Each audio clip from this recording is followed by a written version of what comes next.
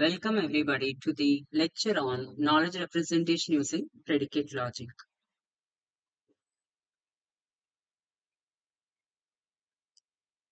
So generally what happens is if I'm a child, I try to understand the things by listening to the words said by my parents and sentences they speak.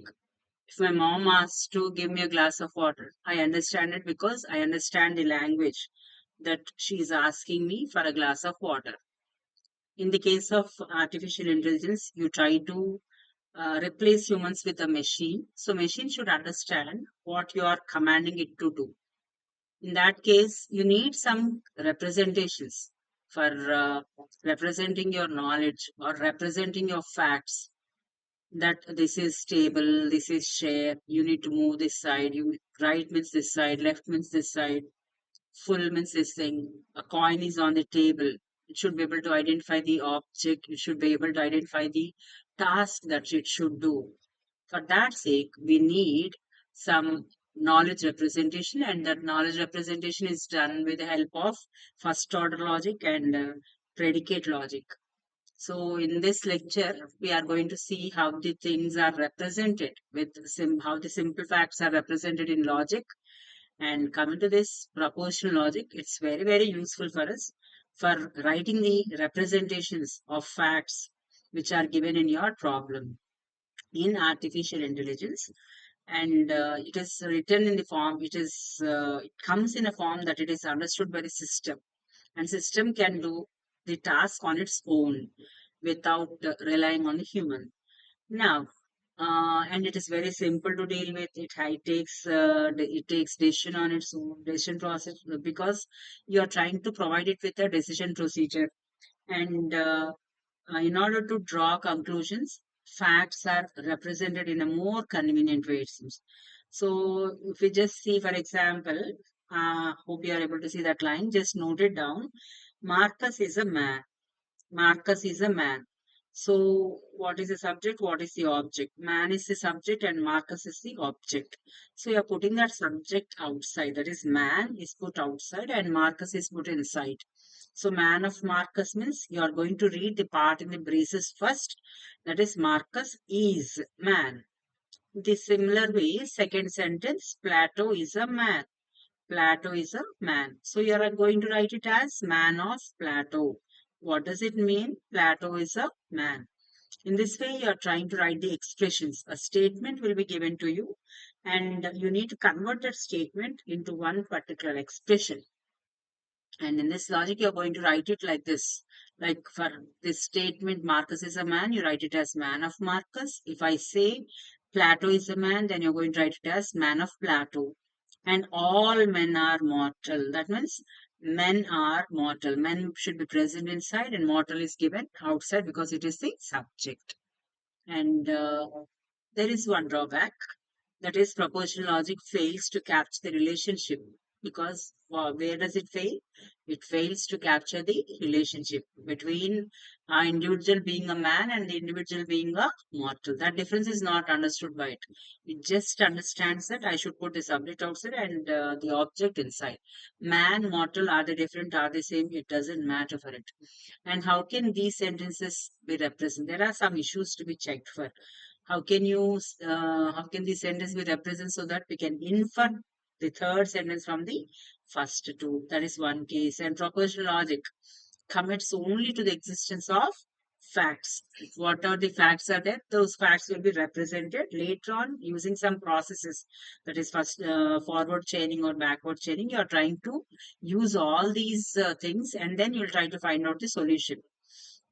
And moreover, this propositional logic has very simple syntax and the meaning is very easily understood. Hope you got it in the previous slide. That is man of Marcus. When you see that particular phrase or expression, you understand that Marcus is a man and Marcus is mortal and men are mortal.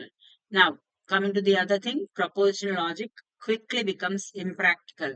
And sometimes it is also impractical in some cases where you cannot state it or we cannot represent that fact in this logic.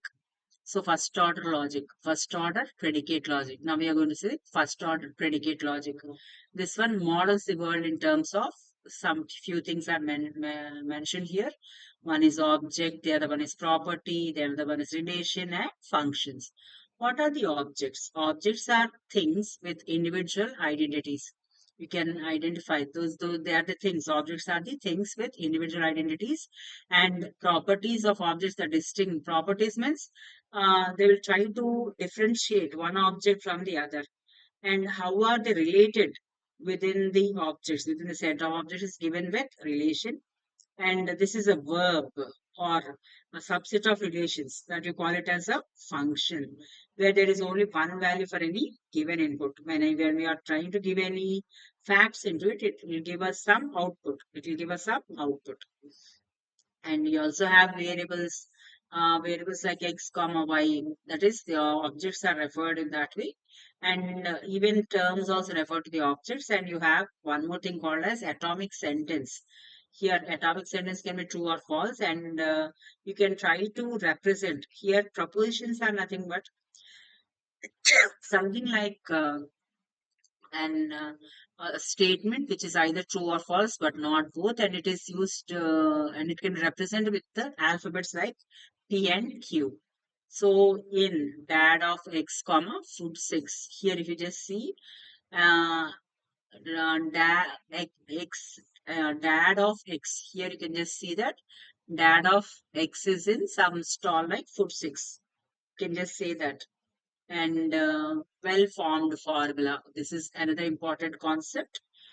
This one, it is trying to check whether a sentence is valid or not, and a sentence containing no free variables. That is, every variable is bound.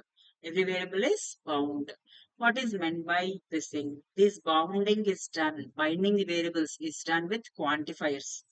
And you have two types of quantifiers. One is universal quantifier. The other one is existential quantifier. Coming to the universal quantification, you can see the symbol for all there, for all x, and p is nothing but some kind of proposition which is telling that today is Monday or New Delhi is capital of India, so on.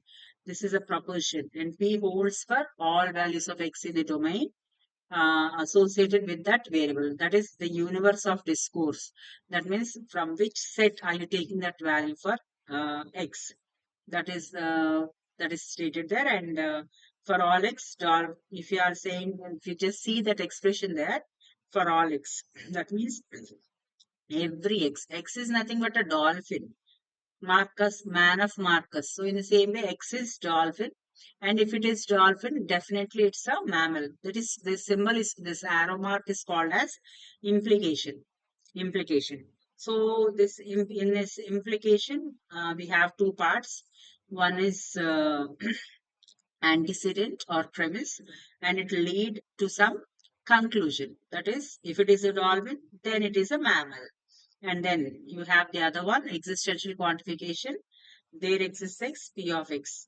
That symbol is called as there exists. That represents there exists x. That is, at least one value will be true for that particular. It means that p holds for some value of x in the domain associated with that variable. And there exists x, mammal of x, and layers of x. Here we can see one more type, another type of proposition. And previously, in the previous example, we saw the implication as thing. And here for all x, p of x comma y, your having has x bound as a universally quantified variable, because it is for all, it is a universally quantified variable. But do you have any quantifier for y? Where in example at the bottom, that is for all x, p of x comma y, no, nothing is there. So the y variable is free and x is a bound variable. And let us see some other examples. You are going to see an example which show the use of predicate logic, which is a way of representing the knowledge. And facts whichever are described, they are described by the sentences and they form the WFF. Marcus was a man of Marcus. Marcus was a Pompeian, Pompeian of Marcus. All Pompeians. So when all or every such words occur, what are you going to do? You are going to write it as for all, because it's a universal quantification. And if it is something like there exists somebody some, then you're going to write it as there exists. And Caesar was a ruler, so you'll write it as ruler of Caesar. Man of Marcus, Pompeian of Marcus, for all x, because all Pompeians, if he's a Pompeian, then he's a Roman. If he's a Pompeian, then he's a Roman.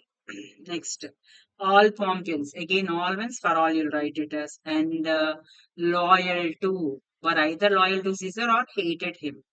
Yes, everybody loves a person or loyal to, they'll be loyal to one person or they'll hate him.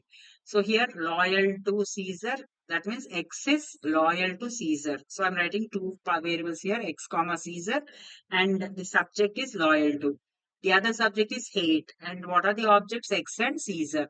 So X is loyal to Caesar or X hates Caesar. If he's a Roman, either he is loyal to Caesar or he hates Caesar.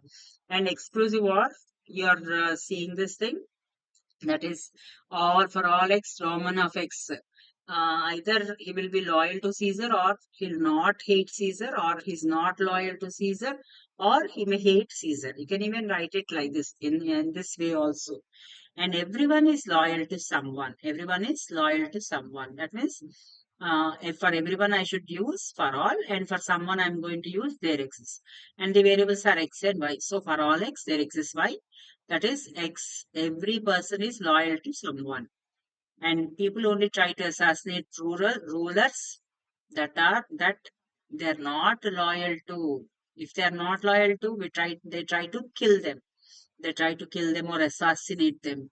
So here you can see that for all x, for all y, person of x, that means he should be a person, x is a person, y is a ruler, and x is this person tries to assassinate ruler.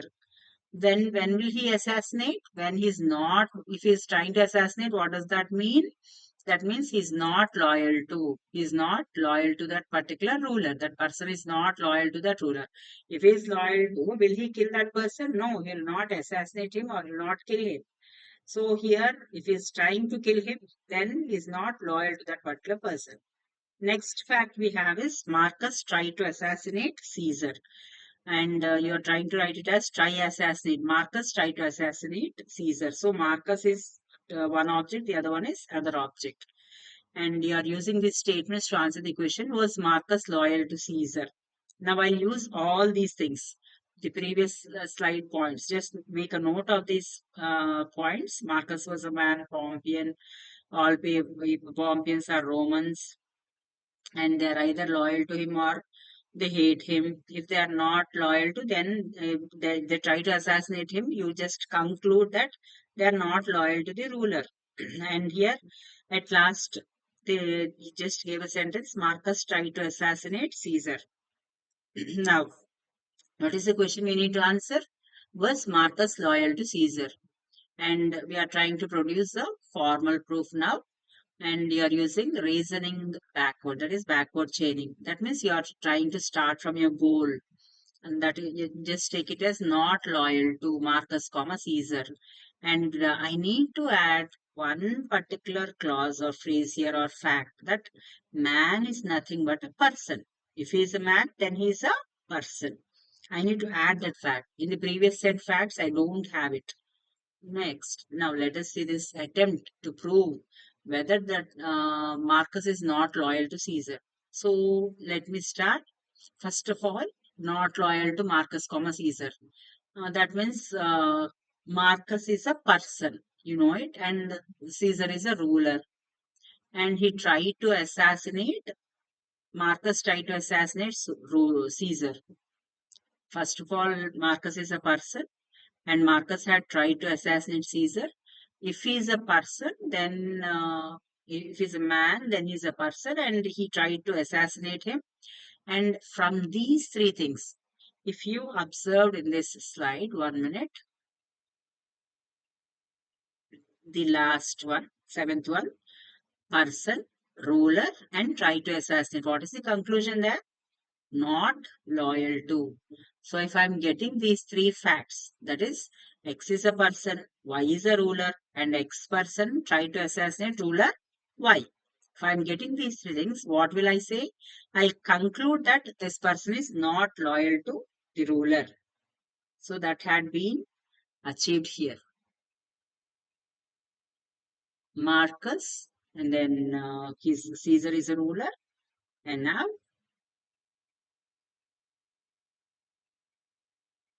we just conclude that he's a Marcus was trying to kill Caesar. With this, we end our lecture. Thank you.